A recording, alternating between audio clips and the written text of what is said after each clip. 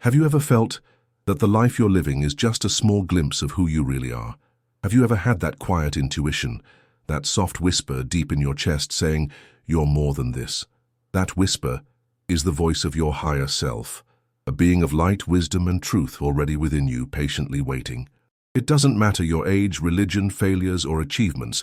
This divine part of you, your real self, has always been there. And the deepest journey anyone can take isn't climbing a mountain or traveling the world. It's the journey back to your essence. Because once you reconnect with your higher self, everything changes. Your vision expands, your fears lose their grip. And suddenly it all starts to make sense. You have a purpose, a greater reason, a mission that goes far beyond what your eyes can see. And that's exactly what we're going to explore in this video, not with magic formulas, but with real, practical steps you can start using today to reconnect with the most sacred part of all, yourself. But before rising, we must descend, not into hell, but into our roots, because you can't touch the sky if you've never truly felt the earth. The path to your higher self doesn't begin in meditation or spiritual books. It starts with something most people avoid: contact with your lower self. That forgotten, instinctive, emotional part, connected to Mother Earth. It begins the moment you allow yourself to be a child again. When you dance for no reason, when you run barefoot, when you laugh out loud without caring what people think. That's when your energy realigns with the base of existence. And in that pure, unfiltered vibration, the path to your higher self begins to open. Spirituality is not a leap, it's a climb. And the first step is feeling safe in your own skin, finding joy in simply being here, living the small moments with genuine happiness. And when you do, something shifts. The heart expands, the mind slows down, and presence begins to take the place where control used to live. And then comes the second step, the most delicate, and at the same time and the most liberating: forgiveness. But not the kind you say just to sound spiritual, not the kind that's spoken to appear evolved. We're talking about the kind of forgiveness that hurts, that exposes, that forces you to look at yourself, raw, unfiltered, unmasked. The forgiveness that makes you face exactly who you were and still choose to love yourself anyway. Because as long as there's resentment, you're still in chains. As long as there's guilt, an invisible thread keeps pulling you back into the past. Your higher self doesn't live in the archives of what once was. It vibrates in the now. And you can only reach it once you let go of the weights buried in your heart. When you forgive your own ignorance, your mistakes, your failures, and extend that same grace to others. Not because they deserve it, but because you deserve peace. Forgiveness is the exit ticket from emotional prison. And the key? It's within you. It always was, just waiting for you to say, "Enough. I choose to be free." But forgiveness alone is not enough.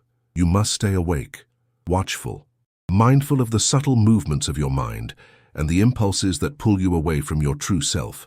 That's why the third step is self-inquiry. Every day, before bed or in the stillness of a quiet morning, sit with yourself. Look inward. Replay the moments of your day. Notice where you slipped into anger, fear, comparison, pride, envy, or victimhood. Write it down, if you want. Bring into the light what you'd normally keep in the shadows, because nothing changes until it's acknowledged. And when you have the courage to name your demons, they begin to lose their power. When you're brave enough to see your own shadows, your light starts to grow. Your higher self doesn't demand perfection, it asks for awareness. And it's this daily awareness that gently dissolves the patterns keeping you stuck. That's where the real alchemy begins, turning darkness into clarity. And clarity is the first language of the soul. After that deep dive, the fourth step is this: look courageously at the beliefs that hold you up and start questioning them. Because so often, without even realizing it, you're trying to reconnect with your higher self, using the distorted filters of your conditioned self. It's like trying to see the sky through a fogged-up window. You weren't born believing you weren't enough. You didn't come into this world carrying thoughts of failure, fear, lack, limitation, or guilt. Those beliefs were planted in you by society, culture, family, and misunderstood experiences. And the most dangerous part? Many of those ideas dress themselves up as absolute truths. But your higher self is freedom. It doesn't obey dogmas, fixed rules, or imposed narratives. It flows. It simply is. So if you truly want to reconnect, you must be willing to let go of everything they told you were and discover for yourself who you really are. Ask yourself this: do your beliefs bring you closer to your essence or pull you away from it? That question alone can guide you home, and every answer that expands you is a signpost on your way back to your soul. And once you begin releasing those invisible chains, a new rhythm starts to rise within you. A natural impulse, almost like an inner dance. A desire to live life more lightly, more joyfully, more connected. That's the moment to build positive impulses. Not the surface-level feel-good quotes of pop spirituality, but conscious vibrational habits.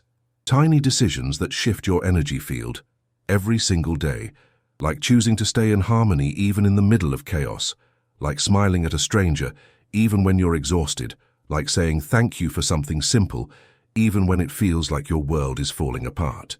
Because it's those small, almost invisible gestures that start to change the frequency of your field. And that's when the higher self begins to show up more clearly, because it vibrates in lightness, in presence, in gratitude. Every positive impulse you build is a luminous brick, forming the bridge back to your true identity. And the more you walk that path, the more you feel it.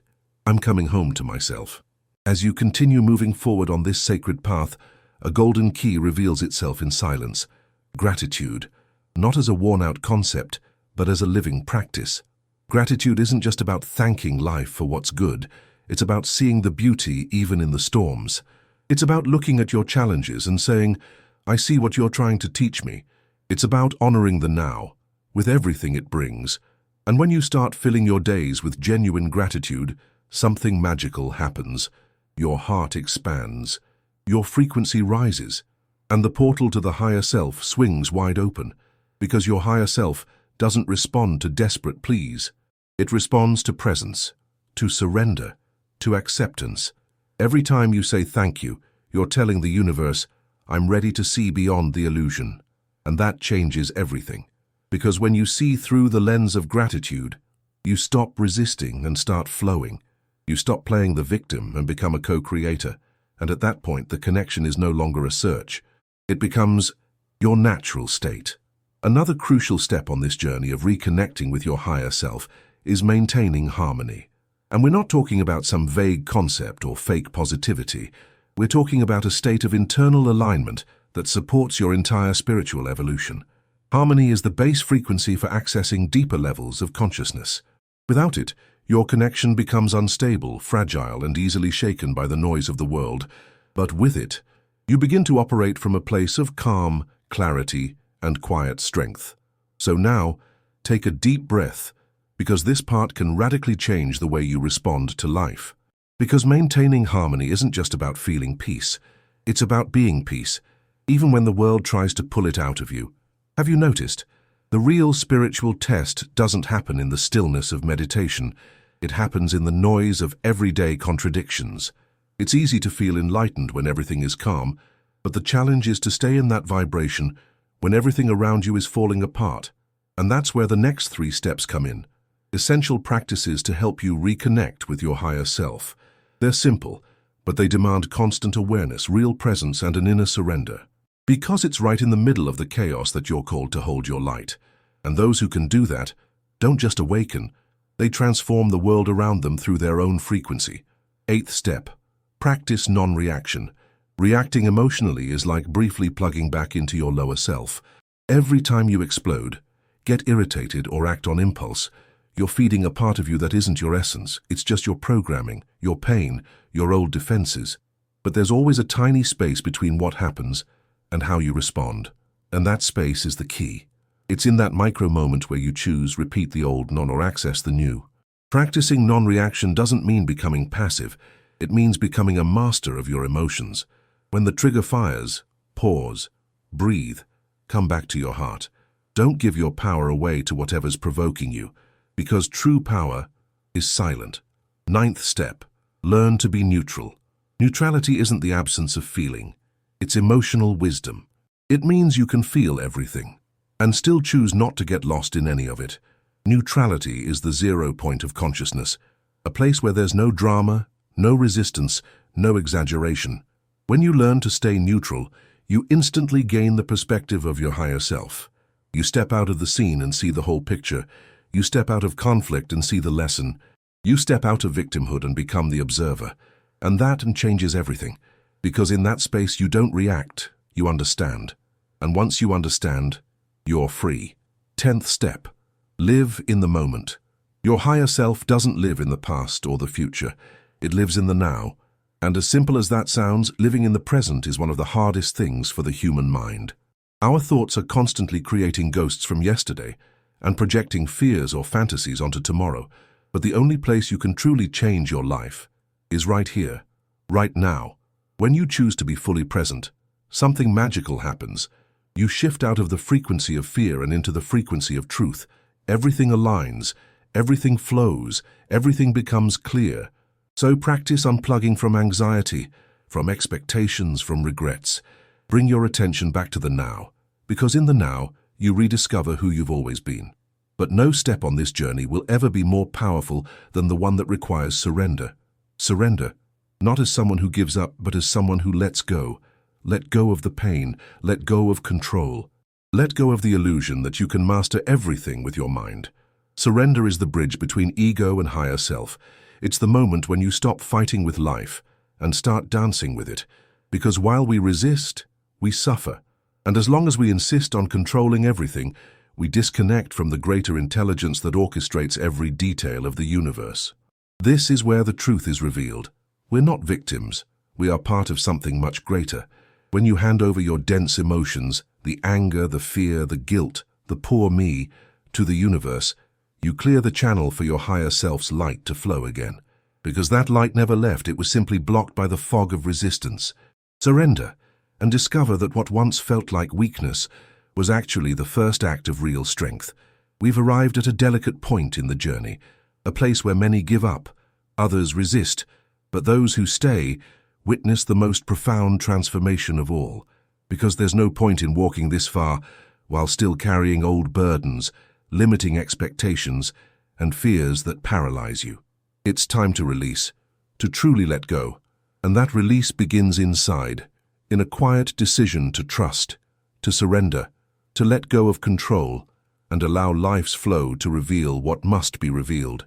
The next steps aren't just concepts, they are sacred practices. They don't demand effort, they require presence. They don't demand strength, they ask for honesty. And when practiced with sincerity, they open doors no technique ever could. Let's go to them. Step 11. Practice detachment. Detachment is not abandonment, it is trust. It is understanding that the control your ego tries to maintain is an illusion. Behind this illusion there is a greater, wiser, more loving intelligence guiding everything. When you practice detachment, you release. You release your pain, your expectations, your worries, into the hands of something greater than yourself.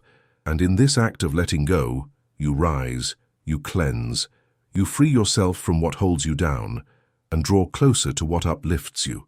True detachment begins when you realize you don't have to control everything, so for everything to turn out right.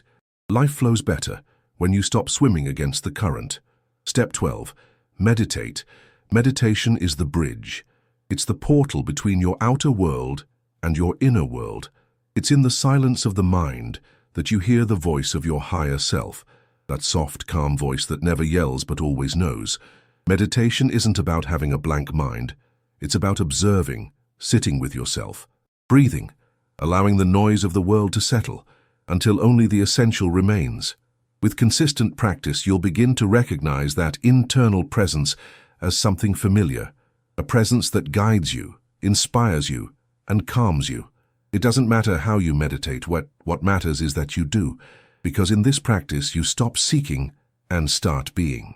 And when you become, everything aligns, everything reveals itself, everything returns to center. If you've made it this far, take a deep breath and feel, because perhaps, without even noticing, you've already reconnected with something that was never truly lost, just forgotten. This journey isn't about learning something new, but about remembering. Remembering who you are beneath the roles, the masks, and the world's pressures. Remembering that your higher self was never far away. It was just waiting for you to come home. So now, the choice is yours. Will you stay distracted by the noise outside? Or will you grow still enough to hear the only voice that truly matters?